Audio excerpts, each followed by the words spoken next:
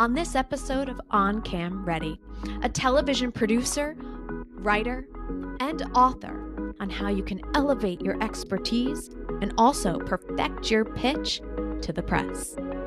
So make sure that you match. Make sure that you're pitching to the right person and make sure it's relevant. So make sure you match your pitch to the show. Make sure that you are pitching to the right person. Make sure the person is one of the gatekeepers for the show and that the person still works for the show. And make sure that, it is relevant to the news cycle. And do not be surprised if you don't get to talk about only about your book. Like if you're an expert, the producers on the show want you to talk about the topic, not necessarily your book. That is Nesta Lumpkin. She's a sleep coach, author, and former broadcast news producer. On this episode, we'll talk about how authors can leverage their expertise to attract the press and use their content to dress up television conversations once booked by the media. Hi everyone, I'm Jamie Maglietta, and this is On Cam Ready. We have a lot to talk about with Nesta, but first, if you are listening to this or watching this on YouTube and you like what you're hearing, be sure to leave a comment or a review or like this video or subscribe and follow this channel. And if you're looking to produce your own podcast or YouTube channel, or you're looking for media consultant, please visit my website, oncamready.com. Now let's turn to our guest. Again, it's Nesta Lumpkin. She's author of the book, Not Your Average Baby Sleep Book, 23 Tips to Get Your Baby to Sleep Through the Night, End Your Exhaustion, and Live a More Balanced Life. Now, in full transparency, I worked with Nesta at CNN. And, the experiences we share are our experiences alone. Knowing her work ethic, I am personally intrigued by this conversation because she has always been a thoughtful producer, very mindful. So the fact that she wrote a book wasn't really surprising to me, but I was able to ask her how she went about it. So if you are interested in writing a book, please stick around to the end for that. We also offer some incredible tips that will help you really stand out whenever you pitch the press and when you secure earned media. So if you want to make your interviews really sing, be sure to stick around for that part of the conversation. Okay, so let's get going. Again, Nesta is author of the book, Not Your Average Baby Sleep Book, 23 Tips to Get Your Baby to Sleep Through the Night, End Your Exhaustion, and Live a More Balanced Life. Here's our conversation. Nesta's with us now. Nesta, why don't you start by telling us a little bit more about who you are and your background in television? So I am now an author, best-selling author, and a speaker and a baby sleep coach. And my background, I've worked in news at various CNN networks for 17 years. I started out from the bottom. I was a tour guide, and then I worked my way up into production as an associate producer, and then a writer. And I worked with you for several years. It was great. We worked together in the trenches, and now we're here. Now we're here, kind of taking our own direction and going down our own paths, as entrepreneurs, which is really cool. And I've loved seeing you blossom. You've done so much online where I remember at one point, I think you were doing videos on family coaching and relationship guidance. And I thought, wow, Nesta's like really broad. And you really put yourself out there online. And I think that, it's commendable. And not many producers put themselves in front of the camera. So I think there's a lot to be said about that and your confidence and what as a person you can offer, because you have so much value, right, that you can offer. And through this book, you're offering tremendous value to parents, right? And I want to deep dive into your book and how you got there. But one of the things that we focus on in this podcast is really how to help people pitch themselves and really elevate their content online and draw the attention of television producers so that when they are pitching, it's hard for the press to say no. So I really would love for you to explain more about what it was like being a television producer and writer. And if you ever got pitches, what really would stand out to you from those pitches that you can really help others when they're pitching? Yeah, so being a producer, I was slammed with emails from work, emails from people pitching. And a lot of the emails, I tried to read them from people pitching their books or people pitching themselves to be a guest on the show. Mm-hmm. The ones that really stood out were people who understood the show that I was working on and understood my position. So if you are trying to pitch to a producer, number one, make sure that they're a match. Like make sure you're matching what you're pitching to the show that the person's working on. It's the worst if someone's pitching something just way left field. You're working on a show that deals with politics and someone's pitching you a show about like how to do home makeovers. So when you Mm-hmm. see things like that, you're just like, this person is being unreasonable. They didn't do the research. There's no way this can fit into my show dealing with politics, for example. So just making sure that there is a match, you're reaching out to the right person. Maybe the person left the company, or they moved to a different area. They're working in like tech and you're pitching them for a show. They're not going to have time to read your email and pass it on to the right person, maybe if you're lucky.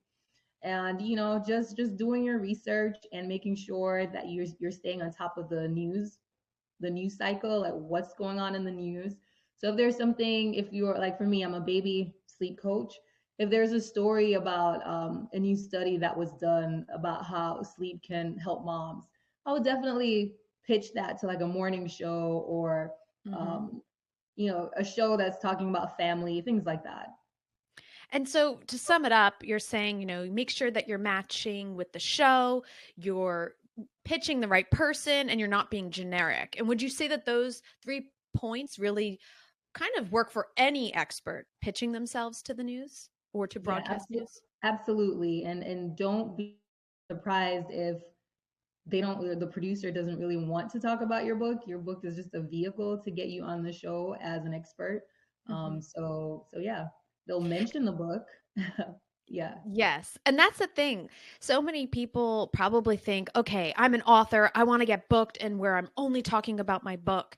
And yeah, that could work on a series that focuses on books, but really people in broadcast news or even podcast hosts are looking for experts that can really provide legitimate value.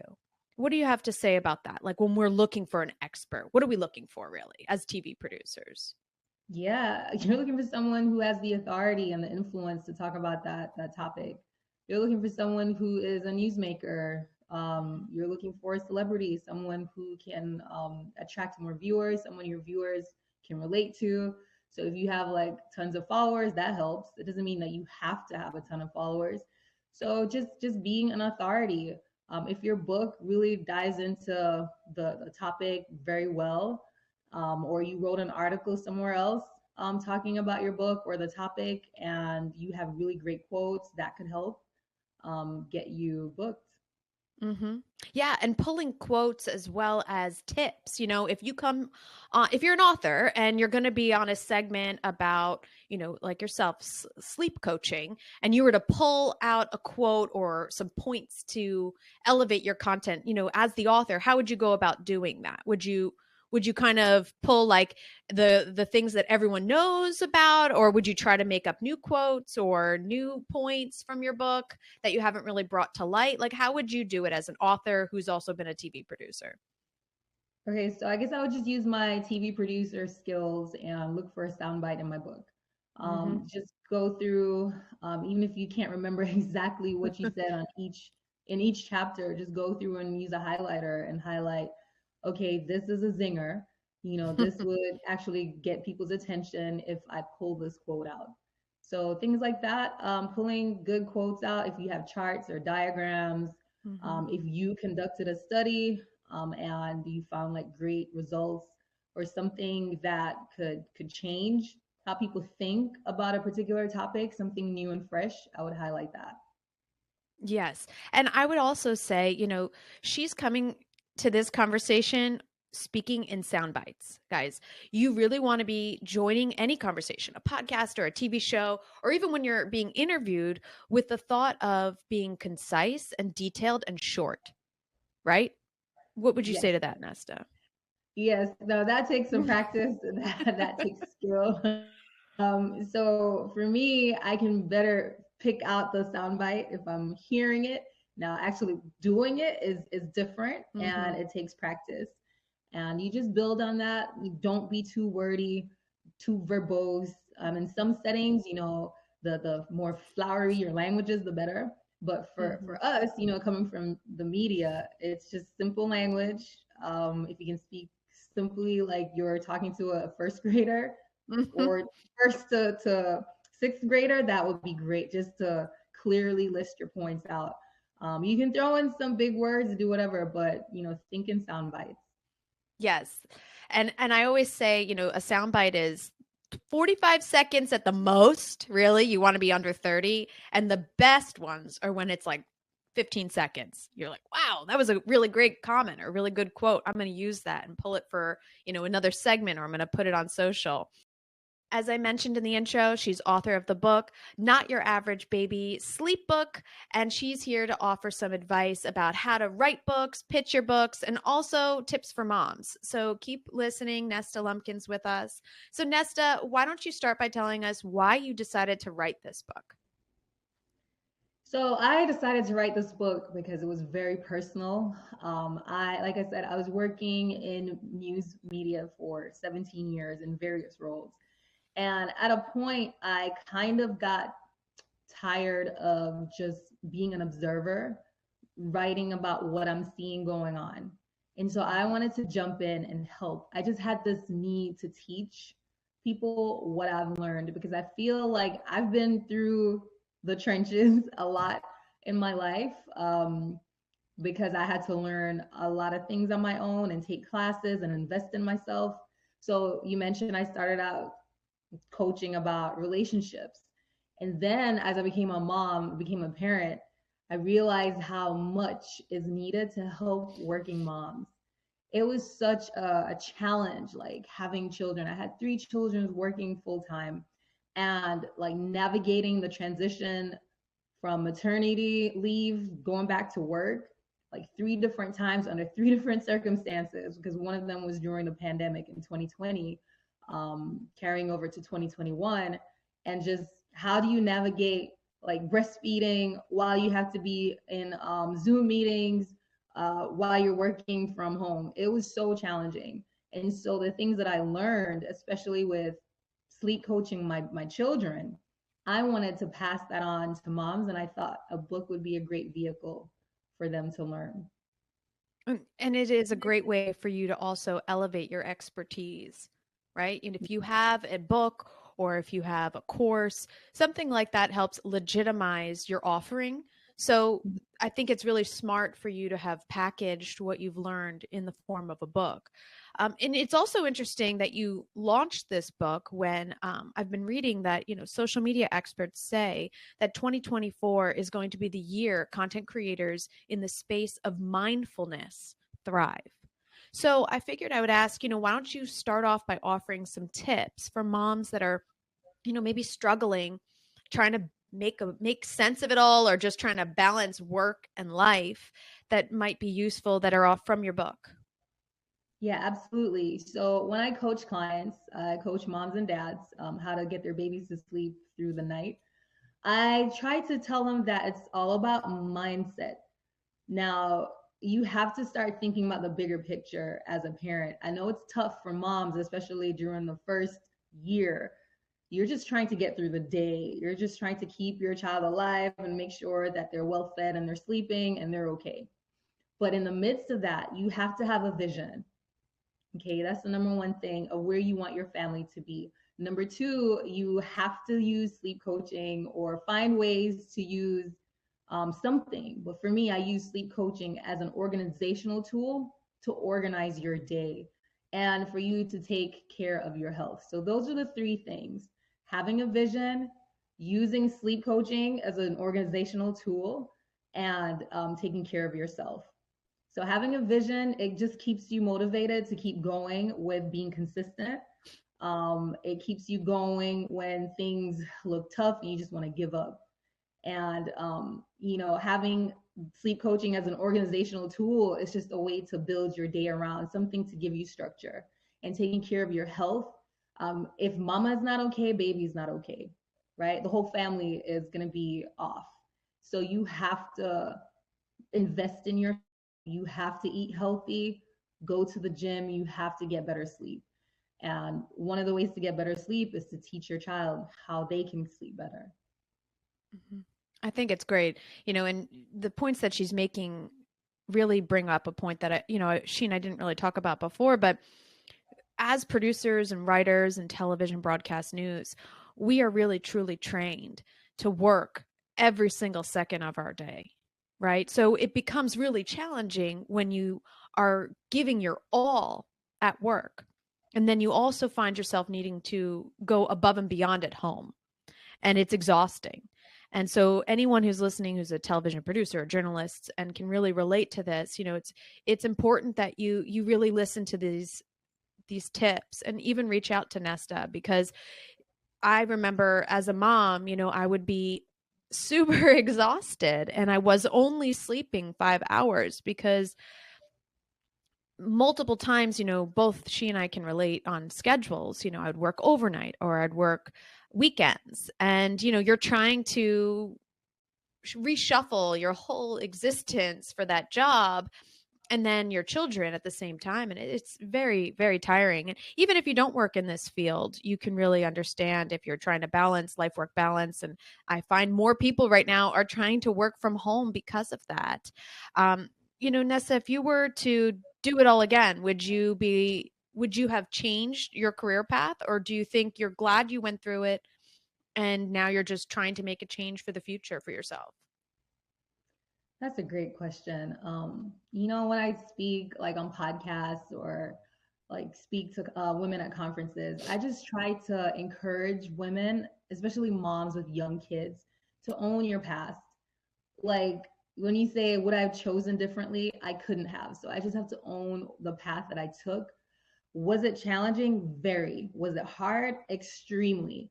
Would I do it again? I would have to say yes, because that's where I was supposed to be to get to where I am today. So now that I learned all that, it's just, what do I do now? Like to encourage moms who are like in the trenches. I like to call it being in the trenches because that's what it felt like to me. And you hit the nail on the head. It was so challenging. Like, how do I pursue this career and try to thrive and like climb the ladder while still thrive at home and be there for my children 100%? So what I started doing, I started this concept of stealing time. So I would steal time in the morning when I was getting them dressed to have fun. I would turn on YouTube a song and we would just be dancing or singing while they're getting dressed. So it was always like, while they're doing something, how do I make it fun? How do I be present and not show how tired and exhausted and like depleted I felt? So that's one way. And then overall, that became like my joy because I was able to have fun with them, because without stealing time, there was no way I could fit in everything into my day. You know what it is, what it was like. You'd come home after work, but you'd still be looking for stories so you can pitch the next day, or trying to stay on top of everything, or how can I make tomorrow better? So for moms who are in it right now, just going through the motions, try to steal time to have fun and like do things that you love with your children while you're doing chores or getting them ready. And just to add on to that, I worked in the office for all of my career. Okay. But in the last, well, I'll back that up a little bit, because during COVID, I was even in the office. So I hadn't really had the remote experience until my last 2 years at CNN, when I wound up working for a show in New York from Atlanta. And, you would think I'm home, right? This is going to give me more life-work balance. No, I felt like I would actually work more because I was home. So there really is no way around it without creating a balance and without putting yourself first and making time for yourself and your kids an isolated time outside of your work life, right? So just adding that, because some people think their only way out is by working from home. And honestly, up until 2-3 weeks ago, I felt like, no, I was still working a lot from home. It really is all about balance and being mindful. And so I wanted to make sure that, before I bring up the fact that you were on Roland Martin's show talking about your book, I wanted to bring up mindfulness and content creating mindfully. Now that you have this book and you can add to your coaching with this elevated expertise, when you create content, and a book is creating content, guys, when you're creating content, how are you now proceeding? Do you feel yourself being more tapped into the news as a former producer or producer, that you're creating content that's more relevant to what people are talking about? Like, how do you make it more mindful? Okay, so I have to be honest. So I did take a pause on how active I am on social media, Mm-hmm. so I could focus on the book. So I guess Mm-hmm. I'm creating ideas from like the clients that I coach. I Mm-hmm. get to hear straight, like firsthand, what they're going through, so I can use that as content later. But right now, I guess I'm in the research phase and like just Mm-hmm. trying to help the clients get the results that they're looking for. And that's Um, mindful, though. I mean, you're being that mindful with your time. I am. So I had to prioritize. Like, am I going on social media every day, just doing what my expertise, like writing about the book, or do I actually like help the clients hear them out, hear what they're going through? Then I can use that information as like raw material to then create even more content, like more focused content, more relevant content. I do read news stories about like what's going, the trends that are happening, but in like parenting, um, things that are affecting like women's health, things like that. And I just tend to focus now more on the clients. Mm-hmm. And so let's talk about, the fact that you wrote this book. I really want to know, how did you get started? We're both writers. I could sit there and write forever, but I guess it seems like a daunting task to write a book. So how did you get started? So I always knew there was a book inside of me. I've Mm-hmm. been wanting to write a book for 10 years, and I'm sure a lot of people can relate to that. Um, it's just actually doing it. And so a book is inside all of us if that's what you really want to do. So you just have to do it. Nike got it right.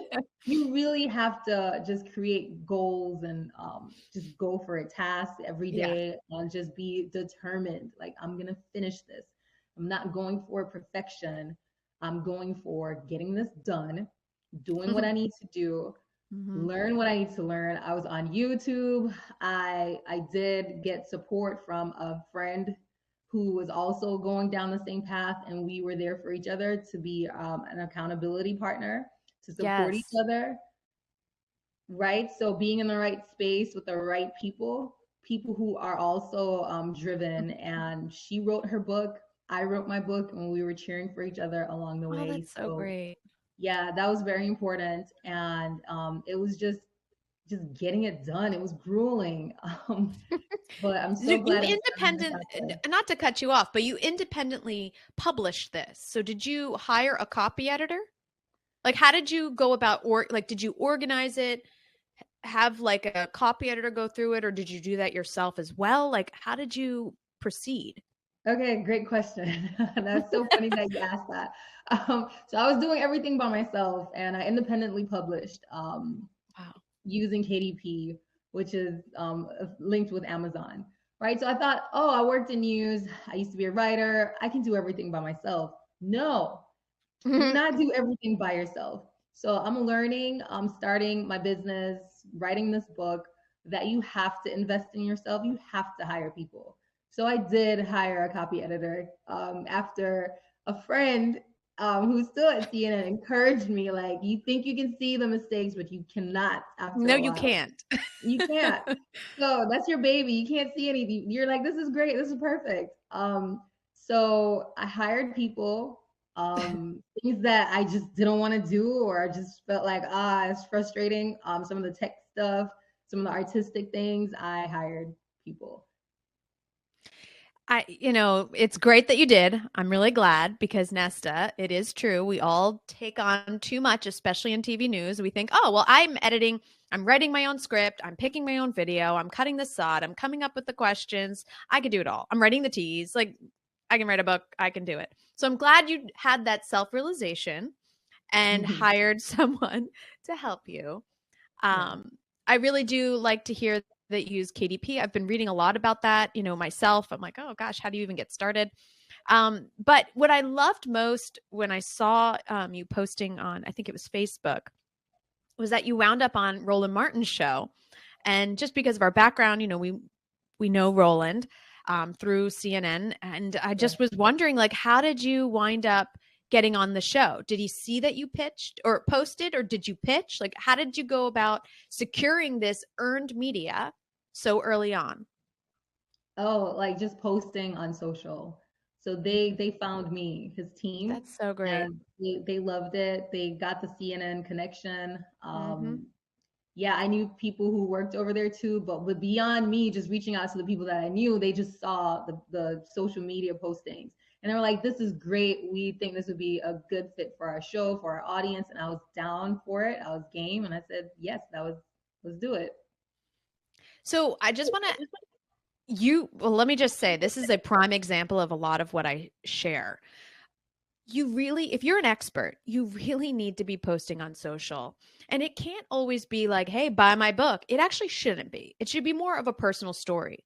And what I also loved about the content you created around your Roland Martin moment was you also did things that I tell people all the time, like behind the scenes, waiting for it. I'm about to go on. Like, I just was on, oh my gosh, I can't believe I did this moments kind of to your story. And also, I don't know if you posted it too, but I think that that's what people really want. They want to feel a part of it. And I thought you did a really great job. And when I saw this all unfold, I knew we had to have a conversation. And we had talked about having one, but I thought it was just the perfect timing because you really just exemplified what every author should do.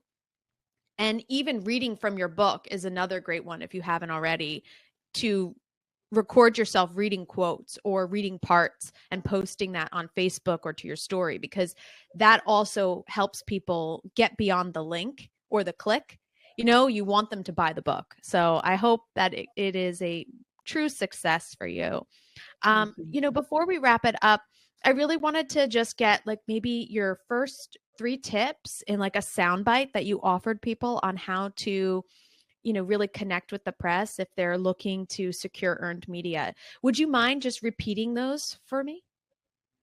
Okay, yeah, absolutely. So make sure that you match.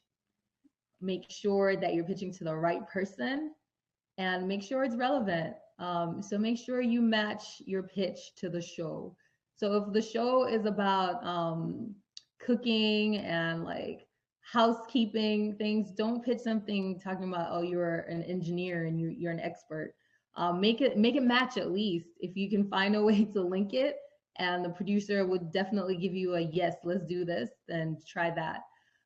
Make sure that you are pitching to the right person. Make sure the person is one of the gatekeepers for the show, and that the person still works for the show. And make sure that it is relevant to the news cycle. If you were an engineer, an expert on engineering, and the show you wanted to get on was like housekeeping matters, make sure that there's something going on like in the news that puts the two of them together for you to pitch. And do not be surprised if you don't get to talk about only about your book. Like if you're an expert, the producers on the show want you to talk about the topic, not necessarily your book. And do you have any final thoughts that you would like to share about your book or your experience or anything just that you've learned that you want to just impart on others before we wrap? Yeah, just to enjoy the journey of transitioning. It can be very scary transitioning from one career to the next or starting your own business. But remember to invest in yourself you will spend $10 now. You learn and stop wasting time going around in circles. And just to make sure that you prepare for the camera, being on camera, make sure you're looking right. Make sure you already planned out like some talking points. And even when they throw you a curveball, be quick on your toes and just go back to some of the talking points if you can't think of anything, and try to weave it into what's asked you.